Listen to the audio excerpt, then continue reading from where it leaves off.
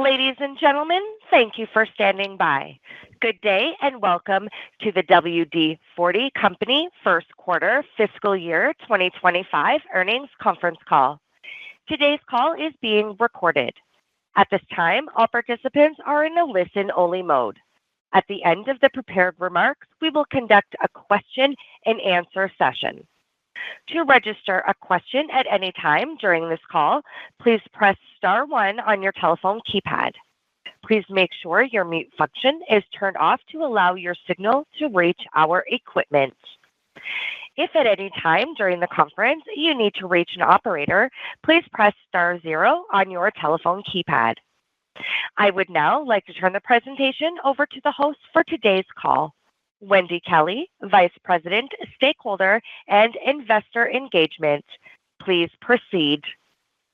Thank you. Good afternoon, and thanks to everyone for joining us today.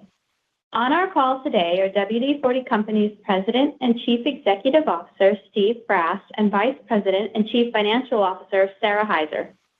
In addition to the financial information presented on today's call, we encourage investors to review our earnings presentation, earnings press release, and Form 10-Q for the period ending November 30th, 2024. These documents will be made available on our investor relations website at investor.wd40company.com. A replay and transcript of today's call will also be made available shortly after this call. On today's call, we will discuss certain non-GAAP measures. The descriptions and reconciliations of these non-GAAP measures are available in our SEC filings as well as our earnings documents that are posted on our investor relations website. As a reminder, today's call includes forward-looking statements about our expectations for the company's future performance. Actual results could differ materially. The company's expectations, beliefs, and projections are expressed in good faith, but there can be no assurance that they will be achieved or accomplished. Please refer to the risk factors detailed in our SEC filings for further discussion. Finally, for anyone listening to a webcast replay or reviewing a written transcript of this call, please note that all information presented is current only as of today's date, January 10th, 2025. The company disclaims any duty or obligation to update any forward-looking information as a result of new information, future events, or otherwise. With that, I'd now like to turn the call over to Steve. Thanks, Wendy, and thanks to all of you for joining us this afternoon. Today, I'll begin by discussing our sales results for the first fiscal quarter of 2025. I will also provide you with an update on our must-win battles and one of our strategic enablers. Following that, Sara will share additional details on our first quarter results, provide updates on the anticipated divestiture of our home care and cleaning business and our 55-30-25 business model, and review our outlook for fiscal year 2025. We'll then take your questions. I'm happy to share with you that today we reported net sales of $153.5 million for the first quarter, which was an increase of 9% from the first quarter of last fiscal year. Furthermore, we reported net sales of maintenance products, our core strategic focus, of $145.5 million for the first quarter, which was an increase of 10% from the first quarter of last fiscal year, marking the third consecutive quarter of double-digit growth in this category. Gross margin continues to improve and is moving closer to our target of 55%. In the first quarter, we reported gross margin of 54.8%, which is an improvement of 70 basis points sequentially from the fourth quarter and 100 basis points compared to the first quarter of last fiscal year. Gross margin, excluding the impacts of the assets we currently have held for sale, was 55.4%. This improvement of our gross margin is driving increased profitability at the bottom line. Net income for the first quarter was $18.9 million, an increase of 8% over prior year. We're pleased with the strong volume performance the business is currently experiencing. In the first quarter, excluding the impact of currency, nearly 90% of our growth was driven by increased sales volume. Global sales volumes showed strong progress in two of our larger trading blocks, driving 10% sales growth over prior year within the Americas and 13% within EIMEA. Asia Pacific is lapping a strong prior year quarter and was down 8% in the first quarter. Now let's talk about first quarter sales results in dollars by segment, starting with the Americas. Sales in the Americas, which includes the United States, Latin America, and Canada, increased 8% in the first quarter to $69.4 million compared to the same period last year. Sales of maintenance products increased 9% in the first quarter to $65.4 million compared to the same period last year. The bulk of this growth was driven by higher sales of WD-40 multi-use product, which increased 9% compared to the prior year quarter. A significant portion of this growth resulted from strong sales in the U.S. and Latin America, which increased $2.4 million and $2.3 million respectively. In the United States, the increase was due to higher sales volume linked to successful promotional activities. Sales of WD-40 multi-use product in Latin America were favorably impacted by our transition to a direct market model in Brazil. This distribution model shift favorably impacted net sales in Brazil by approximately $3.1 million in the first quarter. These increases were partially offset by lower sales volumes in Mexico due to the timing of customer orders, as well as the unfavorable impacts of foreign currency exchange rates. Higher sales in the U.S. and Latin America were partially offset by lower sales of WD-40 multi-use product in Canada, which decreased slightly by $200,000 compared to the prior year quarter due to the timing of customer orders. In the Americas, sales of WD-40 Specialist increased by $1.1 million or 16% compared to the prior year period, primarily due to new distribution and successful promotional programs in the United States. Growth in maintenance products was partially offset by a 7% decline in home care and cleaning products. This drop was due to reduced advertising and promotional efforts for these brands as we shift our focus to boosting maintenance product sales in line with our 4x4 strategic framework. In total, our Americas segment made up 45% of our global business in the first quarter. Now let's take a look at our sales in EIMEA, which includes Europe, India, the Middle East, and Africa. Net sales in EIMEA increased 18% in the first quarter to $57.5 million compared to the same period last year. Sales of maintenance products increased 19% in EIMEA in the first quarter. The strong growth in EIMEA was driven primarily by higher sales of WD-40 multi-use product, which increased 21% due to higher sales volume across almost all regions compared to the prior year quarter. Sales increased most significantly in India, France, Benelux, and Iberia, which were up $1.9 million, $1 million, $900,000, and $900,000 respectively. In addition to the strong performance of our multi-use product, EIMEA also saw strong growth of $1.2 million or 17% for WD-40 Specialist during the quarter, primarily due to higher sales volume because of increased distribution and higher levels of demand, most significantly in Italy, the UK, and Iberia. The growth in maintenance products was partly offset by a decline of 19% in home care and cleaning product brands sold in the UK. In total, our EIMEA segment made up 38% of our global business in the first quarter. Now on to Asia Pacific. Sales in Asia Pacific, which includes Australia, China, and other countries in the Asia region, decreased 4% in the first quarter to $26.6 million compared to the same period last year. Despite a year-over-year decline in sales, the first quarter of fiscal year 2025 marks the second highest sales quarter in the segment's history. The year-over-year decline was driven by lower sales of WD-40 multi-use product in our Asia distributor markets, where sales decreased $2.6 million compared to the prior year quarter. In the first quarter, our Asia distributor markets experienced a decrease in sales volume due to timing of customer orders. You may recall our Asia distributor markets had a very strong fourth quarter, and sales of WD-40 multi-use product in Q4 were up 51%. Marketing distributor customers, particularly in Indonesia, South Korea, and Philippines, who placed large orders in the fourth quarter, did not repeat those orders in the first quarter. This is timing related, and we expect activity will pick up in the second half of the year. In China, sales of our WD-40 multi-use product were up 13% or $1 million in the first quarter, primarily due to successful promotional programs and marketing activities that led to increased sales volume. In Asia Pacific, sales of WD-40 Specialist were up 2% in the first quarter. In China, sales of WD-40 Specialist increased 24% compared to the prior year, due primarily to new distribution.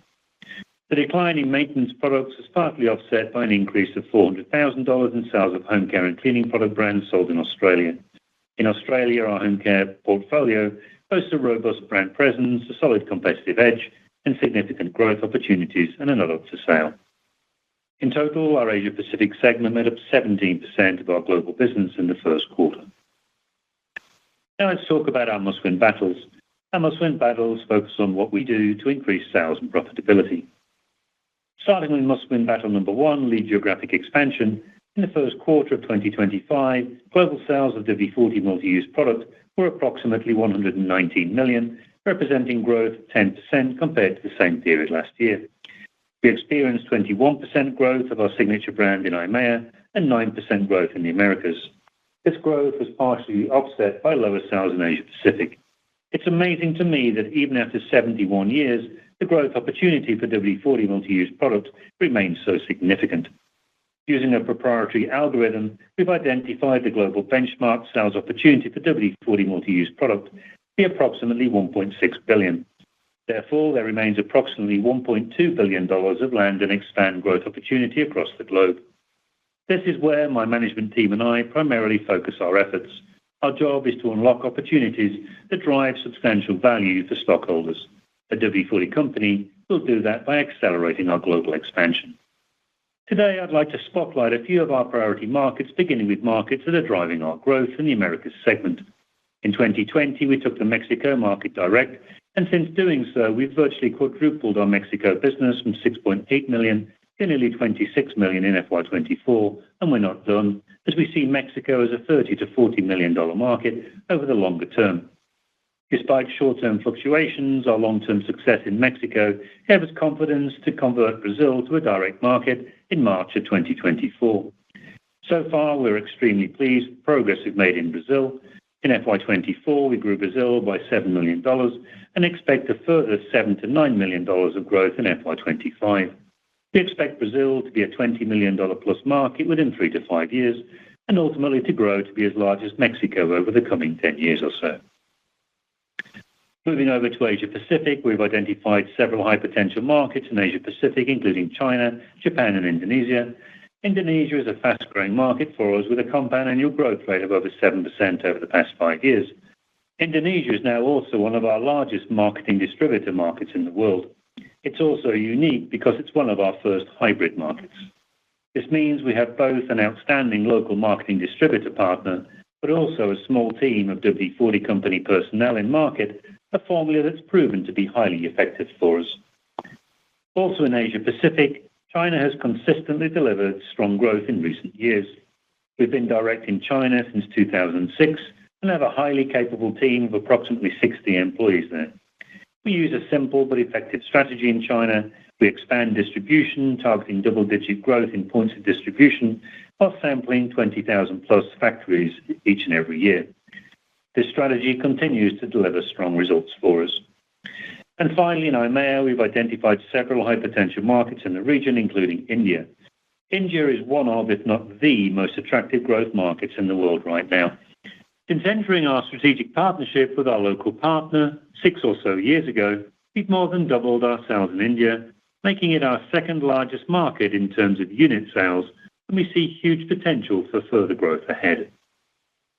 This increased focus on our key growth markets around the world continues to yield success, and in fiscal year 2025, we'll continue to invest in building our flagship brand with end users around the world. Next is must-win battle number 2, accelerating premiumization. Our second must-win battle is to accelerate sales of premium formats of WD-40 multi-use product. For us, premiumization is a major contributor to our revenue growth, as well as gross margin expansion, and our premiumized products are loved by end users around the world.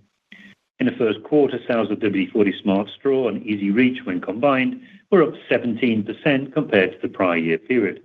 With premium formats representing only approximately 40% of global unit sales of WD-40 multi-use product, there is significant upside for growth. On a go-forward basis, we'll be targeting a compound annual growth rate for net sales of premiumized products of greater than 10%. Our third must-win battle is to drive WD-40 Specialist growth. In the first quarter, sales of WD-40 Specialist products were $19 million, up 14% compared to the same period last year. We saw growth of WD-40 Specialist products across all three trade blocks, with particularly strong growth in the Americas and EMEA, where sales grew 16% and 17% respectively. We use a similar algorithm for WD-40 Specialist to the one we use for WD-40 Multi-Use Product. We've identified the global benchmark sales opportunity for WD-40 Specialist to be approximately $605 million. Therefore, there remains approximately $530 million of land and expand growth opportunity across the globe for WD-40 Specialist. On a go-forward basis, we'll be targeting a compound annual growth rate for net sales of WD-40 Specialist of greater than 15% in reported currency. Our final must-win battle is to turbocharge digital commerce. We view digital commerce as an accelerator for all our other must-win battles.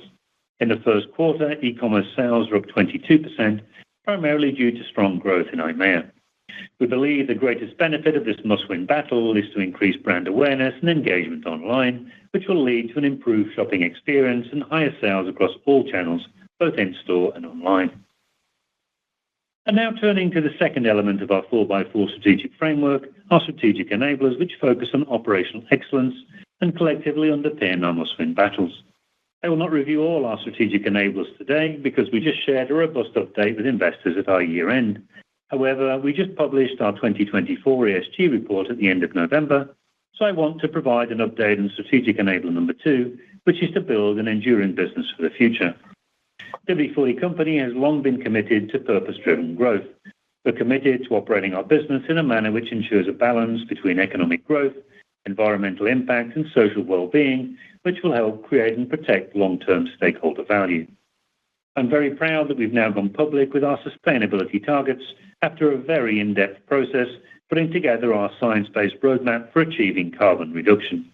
In our November ESG report, we pledged to achieve a 50% absolute reduction in Scope 1 and Scope 2 emissions, along with a 10 to 20% absolute reduction in Scope 3 emissions by 2030.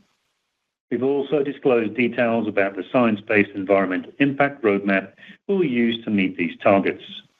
Many of our employees are passionate about pivoting our organization to a more sustainable future, and I strongly believe that setting external targets will galvanize the organization to make significant progress in future-proofing the organization. With that, I'll now turn the call over to Sarah.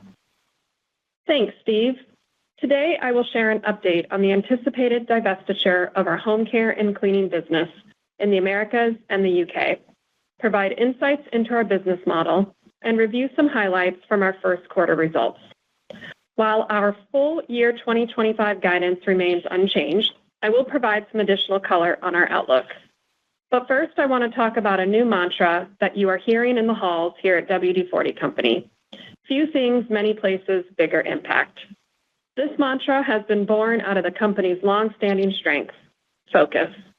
Few things, many places to drive a bigger impact has historically been an approach central to our product strategy.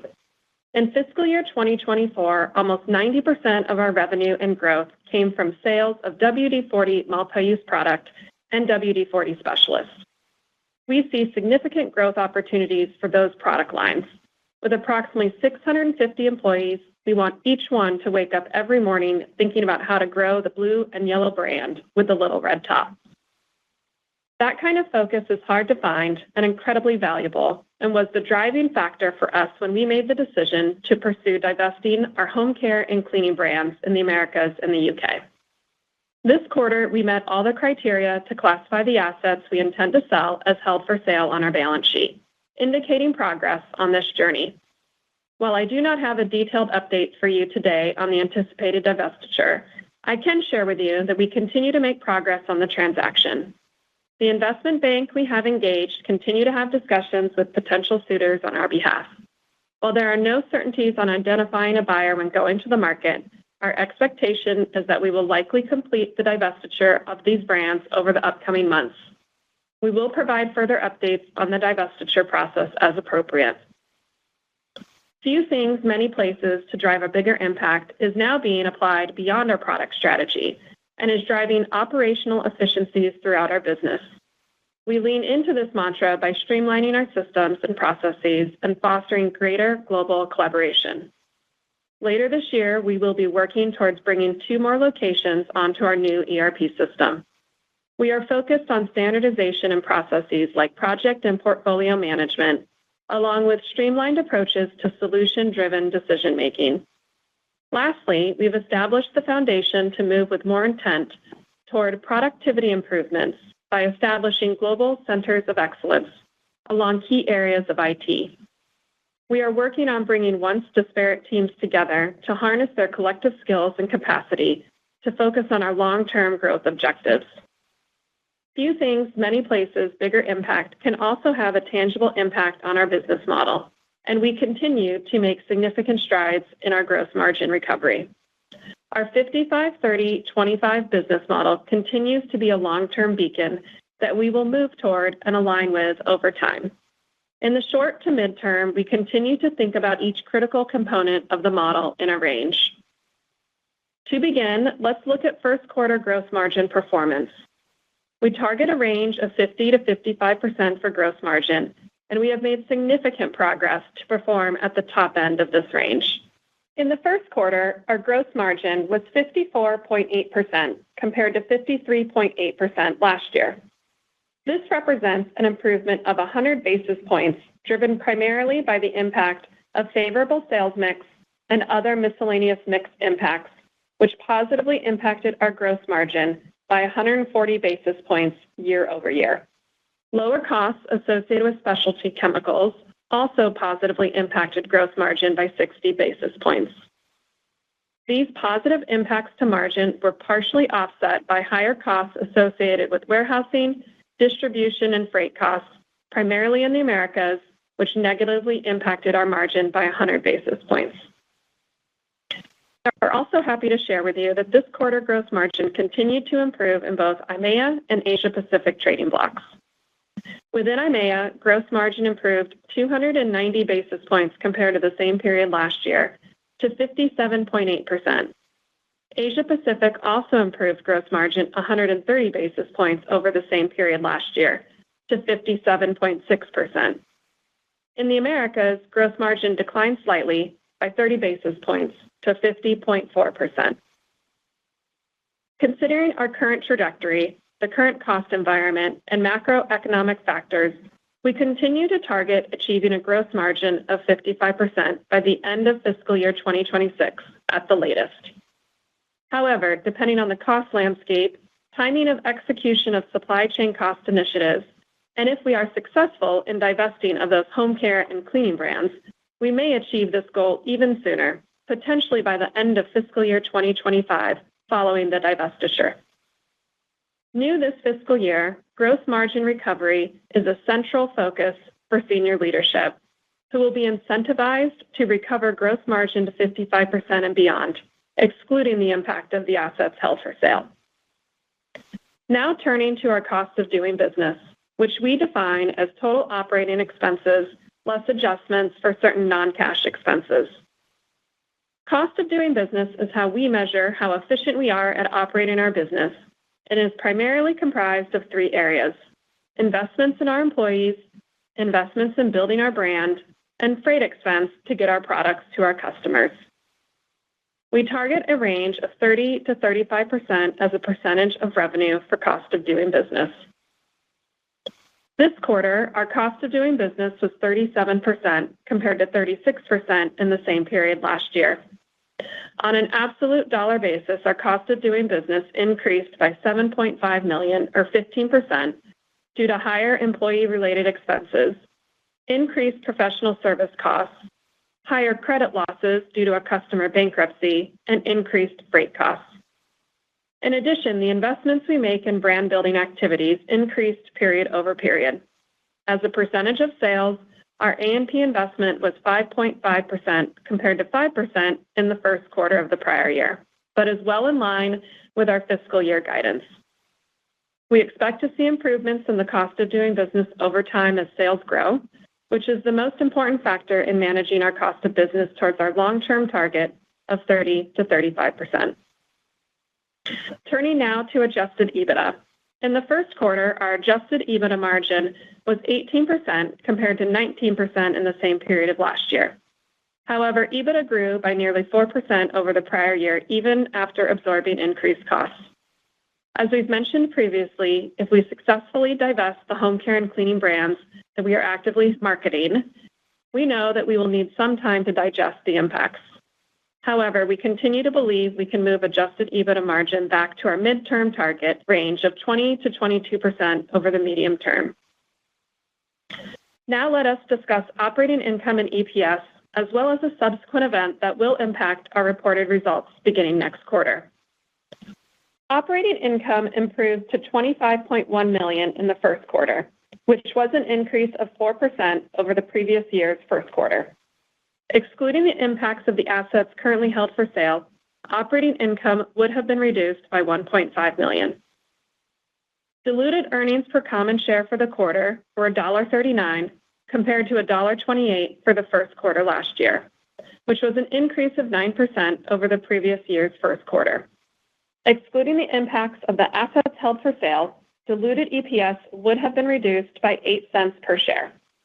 Our diluted EPS reflects 13.6 million weighted average shares outstanding. Now I'd like to update you on a non-cash subsequent event that will materially impact both our second quarter and fiscal year 2025 net income and EPS. In fiscal year 2019, we took an uncertain tax position related to the Tax Cuts and Jobs Act, specifically for calculating the one-time toll tax on unremitted foreign earnings. This resulted in a reduction in earnings in 2019. With the recent expiration of federal statutes in December, subsequent to our first quarter, the company released the unrecognized tax benefit associated with this mandatory one-time toll tax. The release of this tax benefit will result in a favorable income tax adjustment of $11.9 million net of the federal benefit for fiscal year 2025. We will back this out as a non-GAAP adjustment in the second quarter. Now, a brief reminder on changes we've made that will affect foreign currency impacts this year.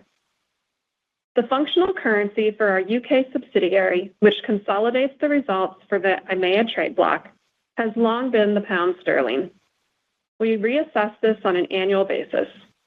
As we look out this year and beyond, the shifts in the operating landscape within our EMEA region, along with certain strategic actions we are taking, required a change in our functional currency. A few key factors influenced our decision, including a growing dependence on euro-denominated inventory within our supply chain and an increase in sales and operational expenses tied to the euro. As a result, beginning this year, we changed the functional currency of our UK subsidiary from pound sterling to euro, with the change being applied prospectively.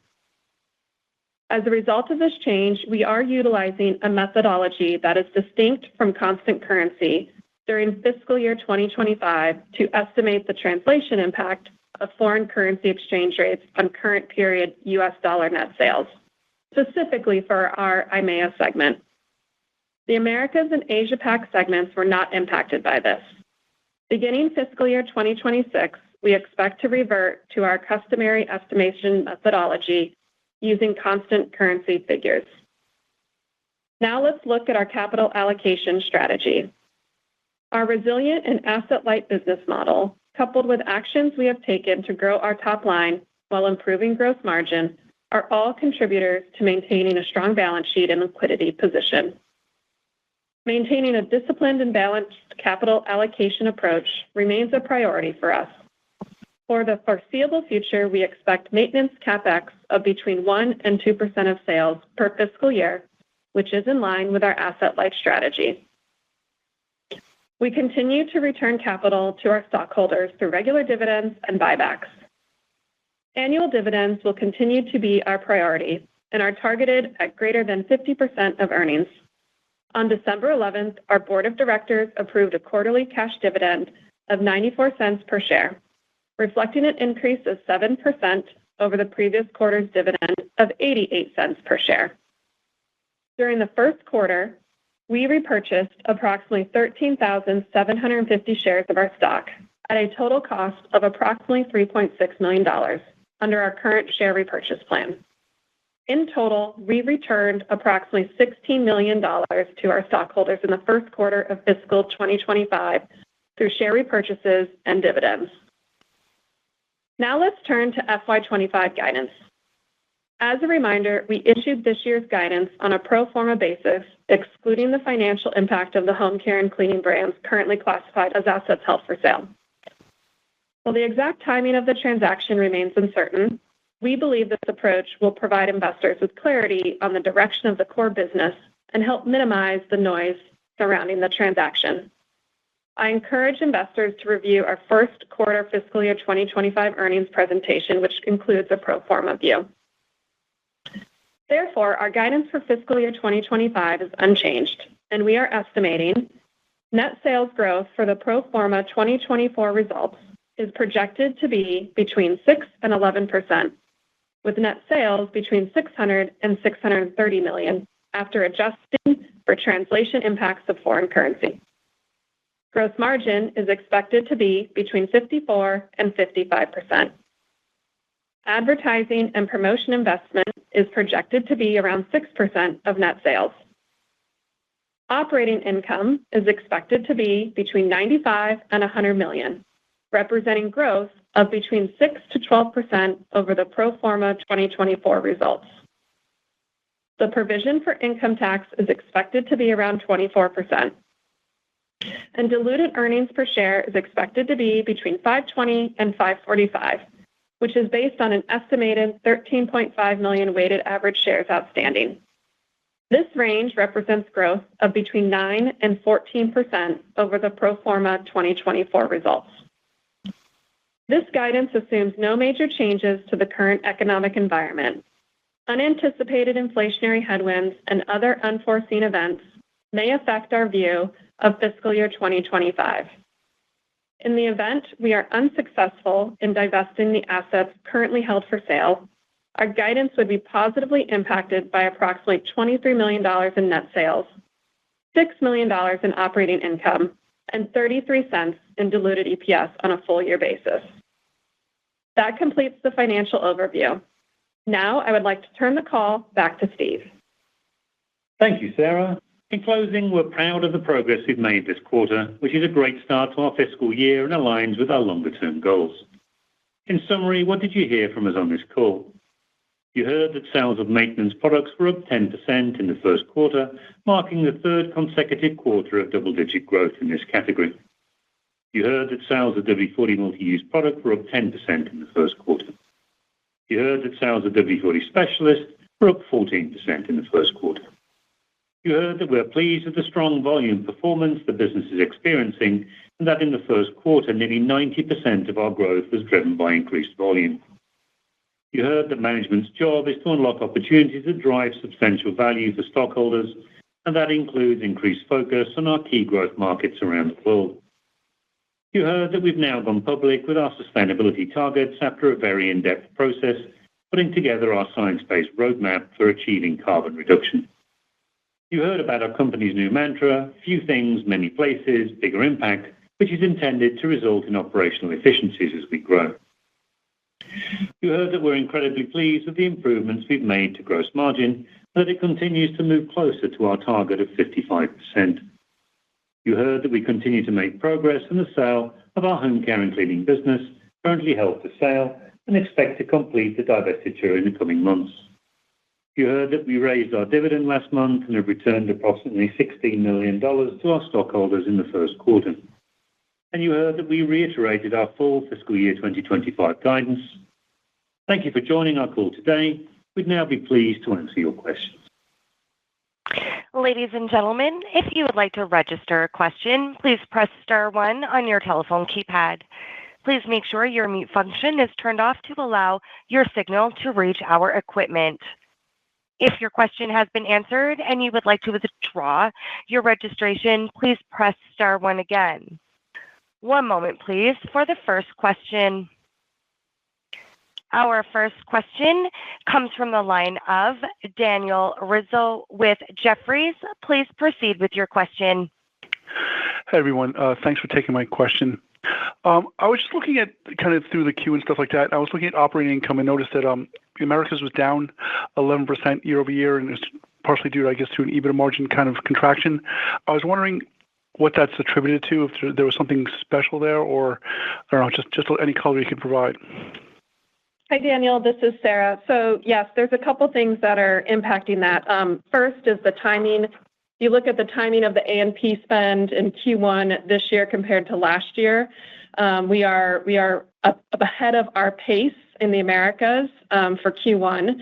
In addition, I mentioned on the call that there was a bankruptcy with one of our customers, and 100% of that, which was about $800,000, hit the Americas trading block. So those two are the bigger items, and then we also have a timing of our growth reward program accruing at a higher rate in Q1 compared to the prior year. Okay, that's helpful. And then, so you mentioned, I think, if I got that right, 55% in gross margin by 2026, but you're already at 54.8. And I understand what you said, it could come faster, but I was wondering if your base case is suggesting that there will be some give back, maybe because of higher logistical costs or warehousing costs, or how should we think about it? Because, I mean, it still seems that the end of 26 is still far away. Yeah.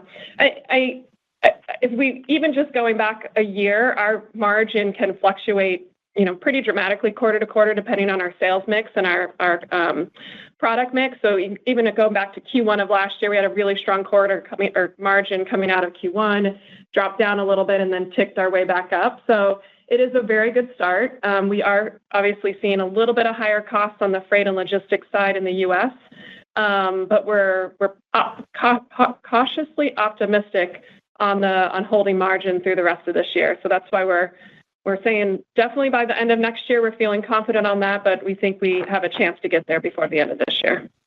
All right. Thank you very much. Okay.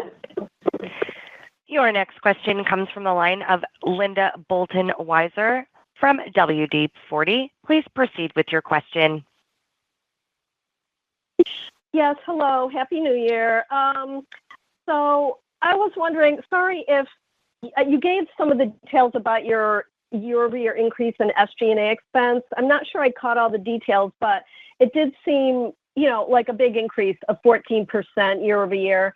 So I'm curious, is that the run rate to expect for the whole year, or was there something in the quarter that's going to change and go away, or something in the remaining quarters of the year? Thank you. Hi, Linda. So there was the bankruptcy that we had with one of our customers in the Americas. So that is a one-time that's hitting the Q1. We are also accruing at a higher growth reward program going into this year than we were going into last year. So there is expected increased expenses in that, but that is built into our guidance for this year. Can you quantify the one-time effect in millions of dollars that bankruptcy had on the quarter? The bankruptcy for the quarter was approximately $800,000. Okay, thanks. And then I believe you said that effect had a little bit of a positive effect on top line in the quarter. Can you update what your thoughts are for that? I guess, how does it work out in the remaining part of the year? Does it become negative? Like how has it changed in terms of your projection for that aspect of the sales line? Thanks. Yeah, when we look at the Q1 rates right now compared to the Q1 rates last year, globally it was trending positively for us. Although if you look at the individual trade blocks, specifically in the Americas with the Mexican peso and the Brazil real, it is negatively impacting us. So that was offset by positive impact on the currencies elsewhere. If you were to look at the rates today and kind of take a dramatic look at the rates today and forecast that out for the rest of the year, we do anticipate that it would take a turn globally, that it would then have a negative impact if we forecast it out for the remainder of the year at today's rates, when you compare them to the full year rates from prior year. Okay, thanks. And then I think there was some mention in your 10Q of U.S. promotions in the quarter. It sounded like maybe that benefited the multi-use product sales in the quarter. Can you give more color on that? And that would you regard that as a shifting of some sales from the second quarter into the first quarter? Thanks. Hey, Linda, it's Steve. So no, I don't think there's anything particular in terms of large volume promotions that have really boosted sales. It's really generally, I think, particularly the home center channel in the U.S. has gone very, very strong. Our retail sales generally have picked up. Our unit sales at POS level were up around 4-5% in the first quarter. And so, yeah, we're very encouraged by the kind of switch in kind of retail foot traffic and DIY activity looks to be improving. And so we see that as a positive beyond the first quarter. Okay. And then just in terms of the cadence, I know you don't want to get into quarterly type guidance at all, but the cadence, I mean, you actually have an easier comparison, prior comparison in the second quarter. And I can't quite remember what that was because of. Was that when you had the little bobble related to SAP implementation? I can't quite remember, but it does seem like there's an easier kind of comparison, both on sales and a little bit on profit growth. Can you just remind us what that was? Yeah. Yeah, Linda, very good memory. So yes, it was the quarter that we went live with our ERP, and we disclosed about a $2.5 million impact that we experienced in that quarter alone with disruption at the top line. So that's the majority of it. So then theoretically, you would have like a higher kind of like, so if your U.S. growth rate or I don't know, your overall sales growth was, what was it in the quarter? 9%. So theoretically, it would be higher even in the second quarter because you have that easy comparison, all else being equal. Is that the way to think about it? I think you have a couple of caveats. One is that we kind of disclosed last quarter the Asia distributor markets are off to a slow start. That was expected, and so we expect that to pick up in the back half of the year. Europe is out the gate very strong. We expect that to continue, although we do get up in the last half of the year in some quite tough comparables versus prior year. And then obviously the Brazil impact. And so we just had a very strong start in Brazil with over $3 million of growth in Q1. We should get that versus prior year again, something similar or better in Q2. And then obviously that begins to taper off then in Q3 and 4 as we lap our taking Brazil direct in Q3 and Q4. Thank you. That's very helpful. And then just to clarify, if you do not sell the cleaning business by the end of the second quarter, will it be removed because you're restating to have it discontinued ops, or is it going to be in there if you don't sell it? No, it'll still be in there if we don't sell it. So it's not a big enough of a strategic shift for us to qualify for discontinued ops. So if it's still not sold by the end of the second quarter, it'll still be in our reported results. And we would have a similar reporting mechanism, and we'll try to be very transparent so you can do a with and without view. Great, gotcha. And then I think, you did say strong demand in UK, Italy. You named a few regions there. Is there anything particular driving that market in Europe in terms of the strength that you're seeing there? So Europe, just about everywhere was strong in performance. All across Europe, I can't really think of anything that didn't really perform. The UK was a little flat compared to some of the other markets, but excellent performance, and all of our must-win battles being executed very strongly. There is in the first part of the year just a little bit of distribution where we had kind of distribution losses that are still coming back in the first half of the year. One client in perhaps which maybe positively impacted the first quarter by just under $1 million maybe, and we'll continue to have that kind of small impact in terms of a boost in the first half of the year. But beyond that, EMEA is back in growth mode. just as it was, back to where it was before the kind of loss of the Russian business and the inflation. So we see very, very strong growth out of Europe. Okay, then. Thank you. That's all for me. Thank you. Thanks, Linda. Well, ladies and gentlemen, that does conclude our allotted time for questions. We thank you for participating on today's conference call and ask that you please disconnect your lines.